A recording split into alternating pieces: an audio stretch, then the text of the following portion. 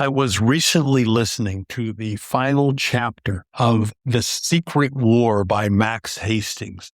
And even now, years after first learning the history, the story of Alan Turing leaves me completely choked up. Alan Turing, a man who helped defeat the Nazis, was chemically castrated by the very government he helped save. I asked Notebook LM to tell you the story because I don't think I can. It is arguably one of the cruelest ironies in the history of the modern world. Imagine a man who saves millions of lives. And I don't mean that metaphorically. I mean a man who actually shortens the deadliest war in human history by 2 years. Yeah, keeping entire cities from being bombed and keeping soldiers out of the trenches. You expect statues for that, right? Right. Parades. A knighthood at the very least. Absolutely. But instead, the government he saved turns around, breaks into his home, strips him of his dignity, and forces him to undergo this barbaric medical procedure that fundamentally destroys who he is. It sounds like some kind of dystopian fiction, but this is the very real history of Alan Turing. Today, we are doing a deep dive into the source material on Turing. We've got his Wikipedia biography and a really moving reflection text on his treatment. And our mission today is to unpack the hidden history of a queer icon.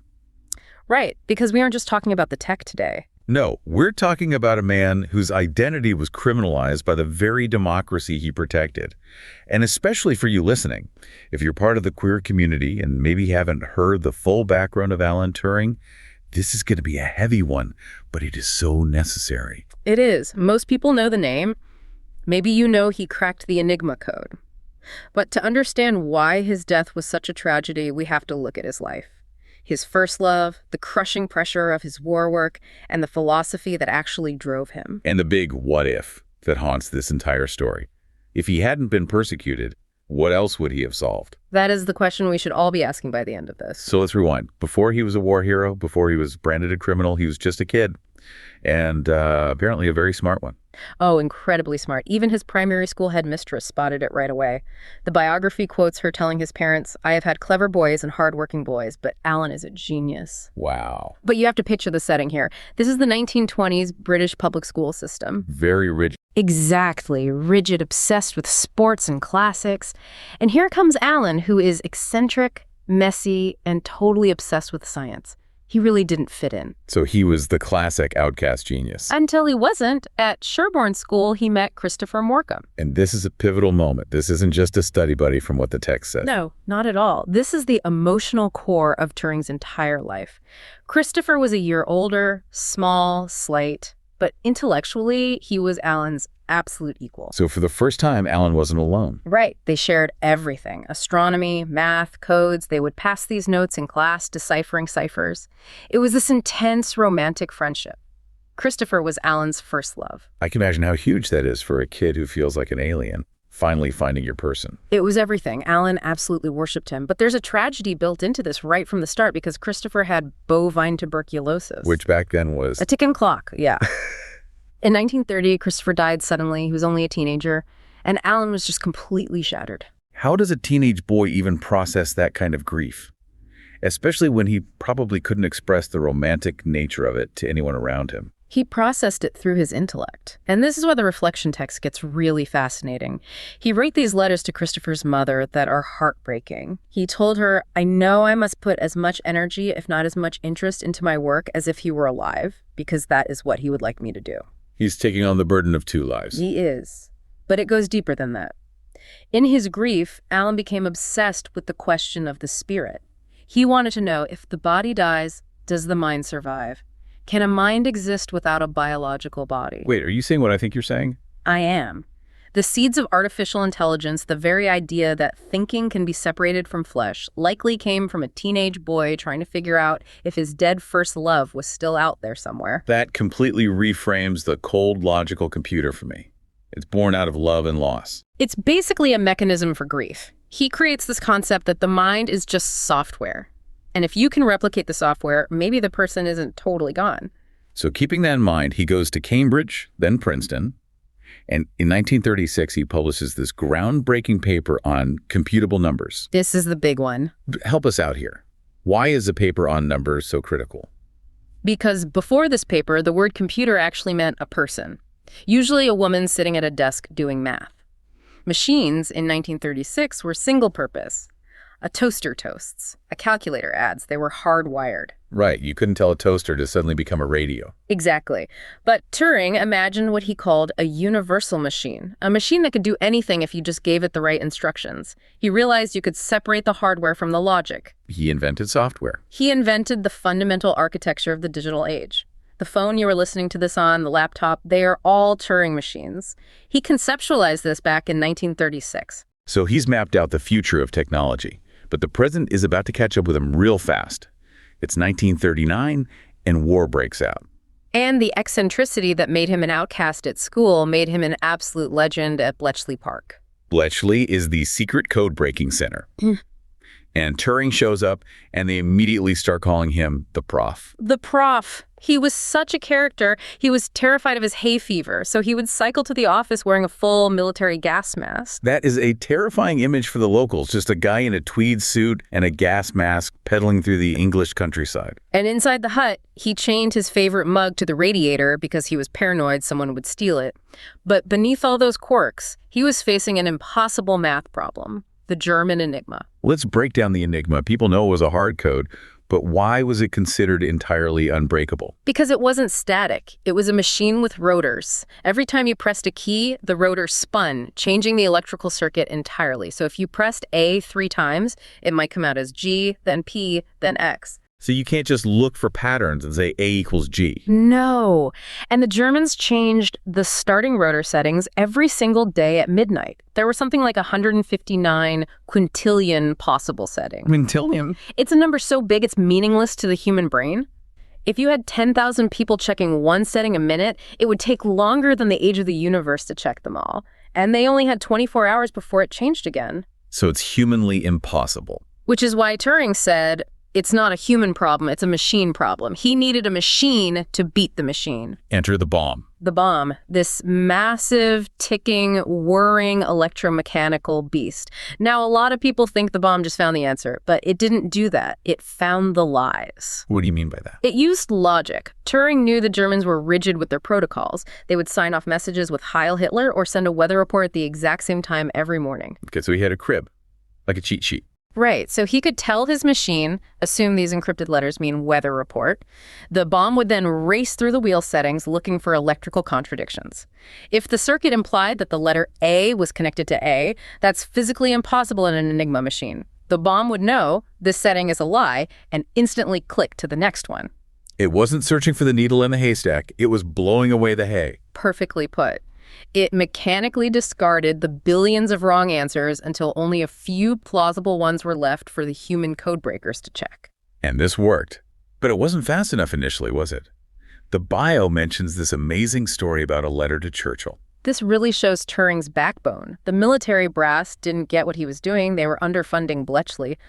So Turing and his team broke the chain of command. They wrote a letter directly to Prime Minister Winston Churchill saying, "We can win this war, but we need resources now." That's incredibly risky. That's court-martial territory. It is, but Churchill read it, and he instantly recognized the urgency. He slapped a red sticker on it that said, "Action this day." Action this day. It meant give them everything they want. Right now, no arguments. That decision changed the course of the war. They focused on the naval Enigma, the U-boats that were starving Britain. Once Turing cracked that, the supply convoys could get through the Atlantic. Historians estimate this shortened the war in Europe by more than 2 years. At least 2 years. Think about the Holocaust. Think about the Eastern Front. 2 more years of that. We are talking about 14 million lives saved. 14 million people. Because of the guy with the mug chained to the radiator. And the ultimate tragedy is, when the war ended, nobody knew. Right, because of the Official Secrets Act. They burned the papers, they dismantled the bombs. Turing went from being arguably the most important man in the Allied forces to just an academic in Manchester. He couldn't tell his mother, he couldn't tell his friends. That level of silence must have been incredibly isolating. He dealt with it physically. This is a part of his life people often forget. He was an Olympic-level athlete. He actually tried out for the 1948 British Olympic team as a marathon runner. Seriously. A marathon runner. He came in 5th in the trials. His time was only 11 minutes off the Olympic gold medal pace. He would run for miles and miles. He told a colleague that he had such a stressful job, the only way he could get it out of his mind was by running hard. He's literally running from the secrets, running from the pressure. And he's also continuing his work. In 1950, he publishes Computing Machinery and Intelligence. This is where he proposes what we now call the Turing test. I feel like this test is often misunderstood. It's usually described as, can a computer trick a human into thinking it's real? That's the surface level reading. But philosophically, it's much more radical. Turing was asking, does it matter if a machine has a soul? If it acts like it's thinking, if it holds a conversation, if it makes you laugh, isn't that thinking? It's the fake it till you make it theory of consciousness. It goes right back to Christopher Morcom. If the mind is just behavior and output, then the biological body doesn't actually matter. You are what you do, not what you're made of. Which is a beautiful idea. But in 1952, the biological reality of who he was came crashing down on him. This is where the story turns incredibly dark. You have to understand the atmosphere of 1952 Britain. It's the Cold War. Everyone is paranoid about Soviet spies. And the government didn't just view homosexuality as illegal, they viewed it as a severe security risk. Following the defection of some gay spies like Burgess and McLean, the state thought gay men were highly susceptible to blackmail. So they were actively hunting them. They were, and Turing, he was naive. He was radically honest. He met a 19-year-old man named Arnold Murray, and they started a relationship. And then the inciting incident happens.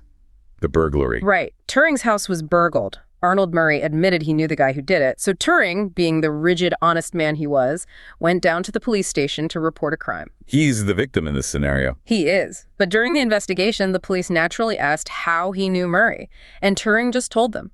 He candidly admitted to the sexual relationship. He wrote out a full statement. He basically thought, I'm a grown man. This is private. What's the big deal? He vastly underestimated the institutional hate of the time.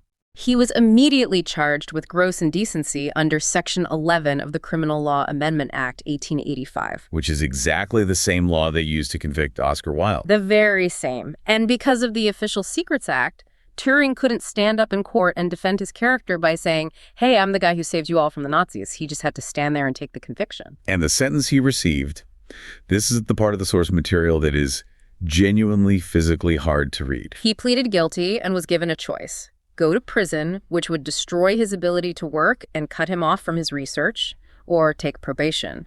But the probation came with a brutal condition, organotherapy. Which is just a clinical euphemism for chemical castration. Yes. He chose the therapy to avoid prison. They injected him with stilbostrol, a synthetic estrogen.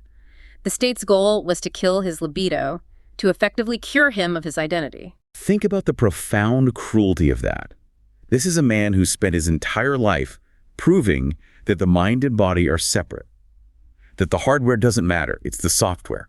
And the government stepped in and said, no, we are going to destroy your hardware and we will use it to break your software. And it did break him. The physical toll was horrific. The treatment rendered him impotent. It caused gynecomastia, the formation of breast tissue. He gained weight. The Olympic-level runner, his body was completely revolting against him, but the professional and psychological toll was even worse. Because they took his security clearance? That was the final blow. Because of the criminal conviction, he was officially labeled a security risk. He was barred from GCHQ, which was the successor to Bletchley Park. He became a risk to the very state he had saved. He was locked out of the world he helped build. He wrote in a letter at the time, no doubt I shall emerge from it all a different man, but quite who I've not found out. 2 years of this. 2 years of the hormones, the public shame, the surveillance. And then we reached June 8th, 1954. His housekeeper found him dead in his bed. The cause of death was cyanide poisoning. And the apple was found next to him. A half-eaten apple on his bedside table. Now, the official inquest ruled it a suicide. And the apple is so incredibly theatrical. Snow White was his favorite fairy tale. Biographers speculate he was reenacting the scene where the wicked queen poisons the apple. Right. Dip the apple in the brew, let the sleeping death seep through. Exactly. It feels like a very deliberate message, a final defiant gesture from a man who loved codes and theater. But the sources do mention another theory, right? That it might have been an accident? Yes, the gold plating theory. His mother favored this, and some philosophers agree. Turing had a little amateur lab set up in his spare room. He was gold-plating spoons and using potassium cyanide in that process. He was known to be notoriously careless with chemicals, so it's possible he accidentally inhaled the fumes. Does the exact mechanism really matter, though? I don't think it does. Whether it was a deliberate exit using the Snow White apple or a reckless accident by a man who had been pushed to the absolute brink, the tragedy is exactly the same. The world lost one of its greatest minds at age 41 following state-sanctioned persecution. And it took a remarkably long time for the world to even try to make it right. Decades. For decades, his convictions stood and his war work remained totally classified. It wasn't until a massive public petition in 2009 that Prime Minister Gordon Brown finally issued a public apology. He called the treatment appalling. And then Queen Elizabeth granted a posthumous royal pardon in 2013. Right, which eventually led to the Alan Turing Law in 2017. That legislation retroactively pardoned thousands of other men who had been convicted under those same historical anti-gay laws. And now he's the face on the 50-pound note in the UK. Which is a nice recognition, sure, but it doesn't bring him back. That brings us right back to the what if we talked about at the start. He was only 41. At the time of his death, he was working on morphogenesis, figuring out how leopards get their spots through mathematical biology. He was expanding his thoughts on AI. If he had lived another 30 or 40 years. He would have seen the personal computer revolution. He would have seen the dawn of the internet. He might have solved biological and computational problems that we are still struggling to figure out today. It's a stark reminder that prejudice isn't just cruel, it is deeply wasteful. We threw away a singular mind, an atheist, a homosexual, an eccentric marathon runner who defined the modern world. We did. And for anyone listening today, remember that you are constantly interacting with his legacy. The man who saved the world and the man the world ultimately failed. Exactly. So here's a final thought to mull over. When you pull out your smartphone today or boot up your laptop, ask yourself if you're just looking at a machine or if you're looking at the legacy of a man desperately trying to keep the spirit of his first love alive. Thank you for joining us on this deep dive. This is Elton Sherwin. Stay safe, be brave, and God bless.